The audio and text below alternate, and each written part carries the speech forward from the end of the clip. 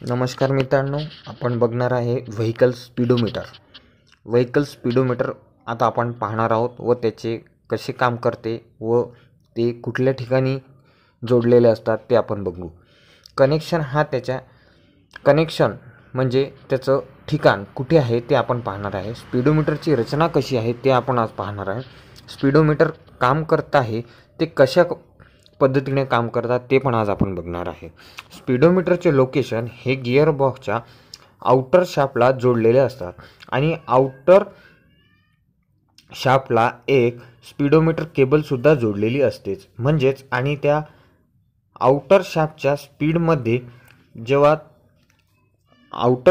स्पीडमध्ये जेव्हा स्पीडोमीटर फिरतो तेव्हा स्पीडोमीटर फिरत असताना त्याचे प्रमाण स्पीडोमीटर केबलमार्फत मीटरला जोडलेले असतात.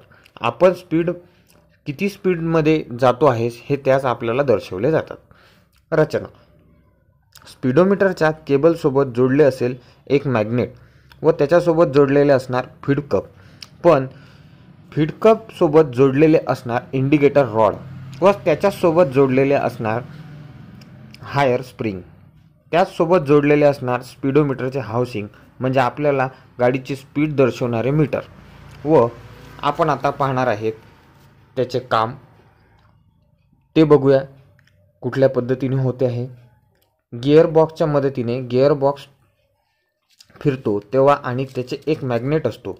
त्या मॅग्नेटमार्फत त्याची मॅग्नेटिक फील्ड निर्माण होते आणि ती मॅग्नेटिक फील्ड निर्माण झाल्यावर तिथे त्याच्यात हालचाल निर्माण होते व ती फिरत असते आणि फीड कप डिफ्लेक्ट होणार म्हणजेच त्याची हालचाल होणार आणि फीड कप हा डिफ्लेक्शन म्हणजेच त्याचं रोटेशन हे मॅग्नेटिक फील्डनुसार जोडलेले असतात आणि मॅग्नेटिक फील्डनुसार ते फिरत असतात.